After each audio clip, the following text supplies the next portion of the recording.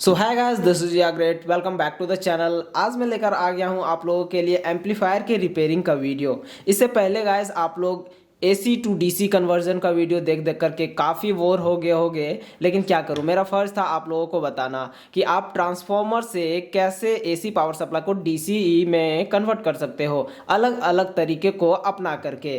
तो वो मैंने बता रखा है आप लोगों को। उसके बाद जो ट्रांसफार्मर से एसी पावर सप्लाई को डीसी में हम लोगों ने कन्वर्ट किया, और उस डीसी पावर सप्लाई को हम कैसे एम्पलीफायर बोर्ड में यूज़ करेंगे, और एम्पलीफायर बोर्ड में होता क्या है, क्यों हम लोग यूज़ करते हैं एम्पलीफायर को, और भी सारे चीज़ें हम लोग जानेंगे एम्पलीफायर के बारे में। और इसका repairing total A to Z इस वीडियो में मैं कवर करने वाला हूं। सो गाइस चलिए इसको स्टार्ट करते हैं। एम्पलीफायर का मतलब ही होता है कि साउंड का जो लेवल होता है वो बढ़ाना, मतलब जो उसके एम्पलीट्यूड को बढ़ा देता है एम्पलीफायर बोर्ड। एम्पलीफायर बोर्ड अलग अलग तरीके के आते हैं, अलग अलग प्रकार के आते हैं।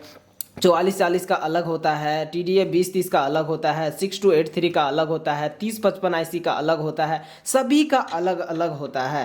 गाइज यहाँ पर आप लोगों को मैं बता देना चाहता हूँ कि जो अलग अलग यहाँ पे ICs यूज़ किए जाते हैं, ये होता है अलग अलग पावर के। जैसे कि अगर आपको 4440 का यूज़ करना है तो यह 18 से 20 वाट तक ही आउटपुट दे सकता है। अगर आपको 100 वाट का यूज़ करना है तो अलग सा IC वाला एम्पलीफायर बोर्ड यूज़ करना पड़ेगा। और अगर आपको कम, इससे 20 वाट से कम का ऑडियो चाहिए तो उससे कम के आईसी वाले एम्पलीफायर बोर्ड को यूज़ करना पड़ेगा। तो इस वजह से जो आईसी का अलग अलग एम्पलीफायर बोर्ड होते हैं तो इस प्रकार से होते हैं। उसके बाद अब आते हैं किसी भी एक स्पेसिफिक एम्पलीफायर बोर्ड पे। जैसे कि मैं सभी एम्पलीफायर बोर्ड को साइड कर देता हूँ कि अलग अलग आईसी के एम्पलीफायर बोर्ड्स होते हैं, वो मैंने बता दिया। और अब देखिए, मैं आ गया हूँ एक स्पेसिफिक एम्पलीफायर बोर्ड पे 4440 पे ही। आपको मैं कुछ देर बाद TDA 2030 के बारे में भी थोड़ा बहुत बता दूंगा, लेकिन सारा चीज़ सेम रहेगा। सबसे पहले देखिए, एम्पलीफायर बोर्ड को क्या चाहिए, इसमें इनपुट क्या होता है और आउटपुट क्या होता है। हम लोग इसमें क्या करेंगे, देखो, इसको इनपुट देते हैं ऑडियो, जो कि मोबाइल फ़ोन से होता है। और गाइज मोबाइल फ़ोन से जो ऑडियो का आउटपुट होता है वो बहुत ही कम होता है। तो उसको क्या करता है यह एम्पलीफायर बोर्ड, एम्पलीफाई करके साउंड को जो है बढ़ा देता है, एकदम बहुत ही, जितना आईसी का पावर रहेगा उतना मैक्सिमम बढ़ा देता है। तो यहाँ पर क्या होगा, इनपुट हम देते हैं इसमें ऑडियो केबल से, ऑक्स केबल से। मैं आप लोगों को ब्लूटूथ पैटर्न के बारे में बाद में बताऊंगा, पहले आप यहाँ से सीख लो ऑक्स केबल के बारे में ही। ऑक्स केबल को हम लगाते हैं मोबाइल फ़ोन में। उसके बाद मोबाइल फ़ोन से जो कम ऑडियो है, मिनिमम ऑडियो है, छोटा बहुत ही कम लेवल का, वो यहाँ से बाहर निकलता है। यहाँ से गाइस 3 वायर होते हैं इसमें। तो 3 वायर में से आपको देखना होगा, जनरली 4 वायर भी होते हैं, तो 4 वायर में से पहले मैं 3 वायर को बता देता हूँ, ठीक है। वैसे by the way aux cable का मैं स्पेशल वीडियो बना रखा हूँ कि लेफ्ट राइट या फिर जो भी चीज़ें होता है, लेकिन फिर से मैं बता देता हूँ, ठीक है। अगर आपको डिटेल में जानना है तो वहाँ पर आप जा करके देख सकते हो। तो यहाँ पर देखिए, जिसमें 3 पिन होता है उसके बारे में जानिए। एक होता है लेफ्ट, एक होता है राइट, एक होता है ग्राउंड। तो गाइज जो ग्राउंड के साथ में, अगर मान लीजिए आपके ये जो ऑडियो यहाँ मोबाइल फ़ोन से बाहर में आ रहा है, स्पीकर में ही अगर आपको बजाना है, चलिए ठीक है, वॉल्यूम कम देगा, लेकिन स्पीकर में ही बजाना है, तो बजाने के लिए क्या क्या वायर लगेगा, एक ग्राउंड तो लगेगा, और दूसरा या तो फिर लेफ्ट वाला ले लीजिए या तो फिर राइट वाला। देखिए, अगर स्पीकर का क्या होता है, 2 वायर होता है, तो उन दोनों वायर में हमें ग्राउंड वाले वायर को और एक लेफ्ट या राइट वाले वायर को लगाएंगे, तभी तो वो बजेगा। तो इस तरह से यह हो गया। और मान लीजिए अगर आपका स्टेरियो है तो उसमें क्या होगा कि 2 स्पीकर अगर आपको बजाना है, जैसे कि कान में ही हम लोग हेडफोन या एयरफोन को लगाते हैं, तो उसमें 2 स्पीकर्स होते हैं, एक लेफ्ट का एक राइट का। तो अब क्या करना होगा कि उसके लिए 2 अलग अलग तार देने पड़ेंगे। लेफ्ट कान वाले स्पीकर के लिए अलग तार देना पड़ेगा और राइट कान के लिए अलग वायर देना पड़ेगा। तो देखिए यहाँ पर भी सेम है, ये जो ग्राउंड वाला है वो कॉमन हो जाता है। तो लेफ्ट और राइट दोनों का जो ग्राउंड वाला पिन है, ग्राउंड वाला वायर है, उन दोनों को एक साथ जोड़ करके यहाँ पर जोड़ दिया जाता है, एक हो गया।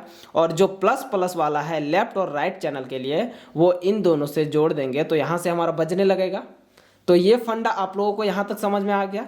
अब देखिए ये जो ऑडियो है गाइस, यहाँ से 3 वायर का मतलब इसको ये वाला ऑडियो इसमें हमने इनपुट में दिया एम्पलीफायर बोर्ड में, और इस एम्पलीफायर बोर्ड से एम्पलीफाई हो करके हमारा आउटपुट देगा, जो कि आउटपुट हम लोग कहाँ पे लेंगे, स्पीकर में। तो स्पीकर भी इसमें कनेक्ट होगा। तो वो सारे चीज़ कहाँ पे कौन सा वायर कनेक्शन होगा, वो अलग अलग एम्पलीफायर बोर्ड के अलग अलग आईसी के अलग अलग रूल्स है, सभी को आपको याद करना पड़ेगा। तो जैसे कि देखिए मैं 4440 एम्पलीफायर बोर्ड का अलग से बताऊंगा, TDA 2030 का अलग से बताऊंगा, इसका अलग से बताना पड़ेगा। वो सारी चीज़ें आपको याद रखना पड़ेगा, तभी यह आप रिपेयर कर पाओगे।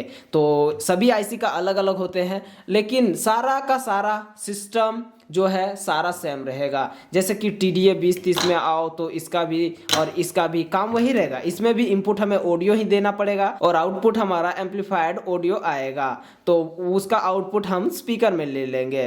गाइज यहाँ पर देखिए इस आईसी का, जैसे कि इस आईसी में टोटल 14 पिन होते हैं, वहीं पर इस आईसी में टोटल 5 पिन्स होते हैं। तो वो आपको इनपुट आउटपुट जानना पड़ेगा, सभी का डिफरेंट होता है। जैसे कि इसका VCC का मतलब पावर सप्लाई होता है। जो पावर सप्लाई है वो किस पिन में आप दे सकते हो, वो सारा चीज़ आपको सीखना पड़ेगा। तो उसके लिए डेडिकेटेड वीडियो मैं स्पेशल बनाऊंगा, तो उन सारे में आप जा करके सीख सकते हो। वैसे मैं बहुत सारा बना चुका हूँ, तो आप जा करके देख लेना। और कभी भी मैं बोलता हूँ कि पिन नंबर ये में कनेक्ट होगा, वो में कनेक्ट होगा, तो वो सारी चीज़ें आपको याद रखना पड़ेगा। तो ये सारी चीज़ें हो गया। और अब देखिए बात आता है कि वॉल्यूम और ट्रेवल को कम करने के लिए।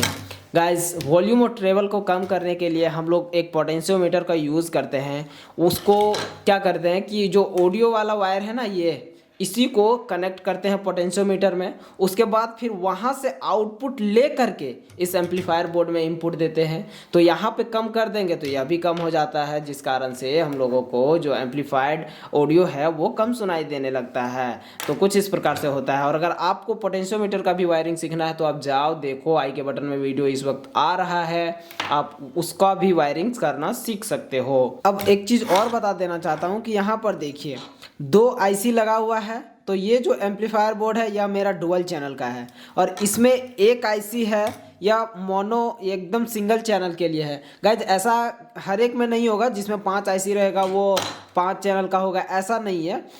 कि कोई कभी कभी क्या होता है कि अगर 5200 आईसी का आप लोग हो तो 2 आईसी को कनेक्ट करके उसको एक चैनल का बनाया जाता है। उसी तरह से आपको देखना होगा कि एम्पलीफायर बोर्ड आपका कितने चैनल का है। जैसे कि 4440 एम्पलीफायर बोर्ड या 2 चैनल का है, या सिंगल चैनल का है, या भी डुअल चैनल का है। तो ये एम्पलीफायर पे डिपेंड करता है, ये आपको पता करना होगा कि कितने चैनल का है आपका एम्पलीफायर बोर्ड। तो गाइज आई होप यहाँ तक आप लोगों को समझ में आ गया होगा। तो आशा करता हूँ ये वीडियो आप लोगों को पसंद आई होगी। पसंद आई तो वीडियो को लाइक कर देना, और चैनल में नए हो तो चैनल को सब्सक्राइब भी कर लेना। गाइज अगली वीडियो में मैं आप लोगों को बताऊंगा कि ब्लूटूथ पैनल को हम लोग क्यों यूज़ करते हैं। यह वीडियो आप शाम में ही देख लोगे, तो आप शाम तक वेट करना, मैं बता दूंगा कि ब्लूटूथ मॉड्यूल को हम लोग जनरली क्यों यूज़ करते हैं।